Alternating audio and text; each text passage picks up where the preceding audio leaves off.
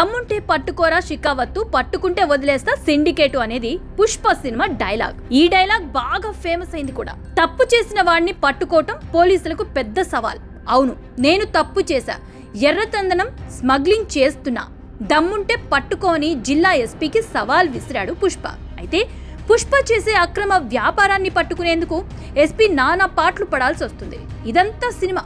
కానీ రియల్ లైఫ్లో అయితే తప్పు చేసిన వాళ్ళను పట్టుకోవడానికి సాక్ష్యం, కేసు ఉంటే చాలు. ఎలాంటి వారినైనా సరే వెంటనే అరెస్టు చేసి న్యాయస్థానం ముందు నిలబెట్టొచ్చు. కానీ ఏపీలో ప్రస్తుతం ఓ విచిత్రమైన పరిస్థితి నెలకొంది. మహిళలను కించపరిచేలా వ్యాఖ్యలు చేసిన వారిని పట్టుకునేందుకు కూడా పోలీసులు మీనమేషాలు లెక్క పెడుతున్నారు. ఓ ప్రజా ప్రతినిధిపై అనుచిత వ్యాఖ్యలు చేసిన మాజీ మంత్రిని అరెస్టు చేయడానికి ఎందుకు ఆలస్యం చేస్తున్నారో తెలియని పరిస్థితి. అటు సదరు మాజీ కూడా అరెస్టు చేసుకో, జైలుకి పోతా అంటున్నారు. అదే సమయంలో అరెస్టు నుంచి తప్పించుకోవడానికి బెయిల్ పిటిషన్లు కూడా దాఖలు చేస్తున్నారు. కోవూరు టీడీపీ ఎమ్మెల్యే వేమిరెడ్డి ప్రశాంత్ రెడ్డిపై మాజీ మంత్రి నల్లపురెడ్డి ప్రసన్నకుమార్ రెడ్డి అనుచిత వ్యాఖ్యలు చేశారు. బహిరంగ సభలో మహిళా ప్రజాప్రతినిధి అనే కనీస సంస్కారం కూడా లేకుండా నోటికి ఎంత మాట పడితే అంత మాట అనేశారు. దీంతో ప్రశాంతిరెడ్డి అభిమానులు ప్రసన్నకుమార్ రెడ్డి ఇంటిపై దాడి చేశారు. ఇంట్లోని సామాన్లు ధ్వంసం చేశారు. మహిళా కమిషన్ చైర్మన్ కూడా ఈ విషయంపై సీరియస్ అయ్యారు. వెంటనే చర్యలు తీసుకోవాలని పోలీసులను ఆదేశించారు. అయితే ఈ విషయంపై నల్లపురెడ్డి ప్రసన్నకుమార్ రెడ్డి తనదైన శైలిలో స్పందించారు. తాను ఇంట్లో లేని సమయంలో ఇలా దాడి చేశారని, ఈ దాడి వెనుక వేమిరెడ్డి ప్రశాంతిరెడ్డి హస్తం ఉందని ఆరోపించారు. ఏం జరిగినా సరే తాను చేసిన వ్యాఖ్యలకు కట్టుబడి ఉన్నామన్నారు. వాటిని వెనక్కి తీసుకునేదే లేదని స్పష్టం చేశారు.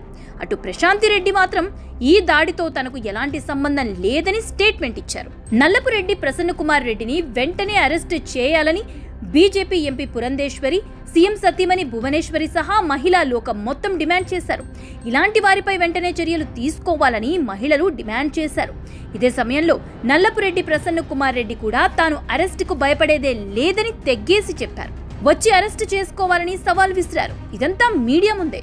వైసీపీ నేతలంతా మైకుల ముందు మాత్రమే పులులు, తేడా వస్తే మాత్రం సైలెంట్ గా పారిపోతారు. కాకాని గోవర్ధన్ రెడ్డి, చెవిరెడ్డి భాస్కర్ రెడ్డి, పేర్ని నాని, కొడాలి నాని, ఇలా ఒక్కరేమిటి చాలా మంది ఇదే కోవకు చెందిన వాళ్ళు. అరెస్ట్ చేస్తారనే భయంతోనే కాకాని 2 నెలలు అజ్ఞాతంలో ఉన్నారు. చెవిరెడ్డి కొలంబో పారిపోయేందుకు ప్లాన్ చేశారు. పేర్ని నాని సైలెంట్ గా సైడ్ అయిపోయారు. కొడాలి నాని ముంబై వయా హైదరాబాద్ వెళ్లిపోయారు.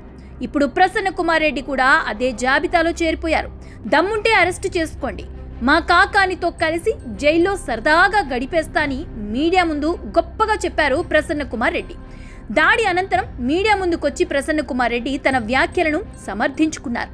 జైలుకు వెళ్లడానికి సిద్ధమేనన్నారు. కానీ తీరా కేసులు నమోదు కావడంతో అరెస్టు ఖాయమనే భయంతో వెంటనే హైకోర్టులో ముందస్తు బెయిల్ పిటిషన్ దాఖలు చేశారు. తనపై అక్రమంగా కేసు నమోదు చేశారు. తనపై లేనిపోని ఆరోపణలు చేస్తున్నారన్నారు. తాను అరెస్టు కాకుండా ముందస్తు బెయిల్ ఇవ్వాలని పిటిషన్లో కోరారు. దీంతో సోషల్ మీడియాలో ఇప్పుడు ప్రసన్నకుమార్ రెడ్డిపై విమర్శలు వెల్లువెత్తుతున్నాయి. అరెస్టు చేసుకోండి పర్లేదు అంటూ ఉత్తర కుమారుడి ప్రగల్భాలు పలికారు కదా, మరి ముందస్తు బెయిల్ ఎందుకు మీకు? హాయిగా జైల్లో కృష్ణ రామ అనుకోవచ్చు కదా అని సెటైర్లు వేస్తున్నారు.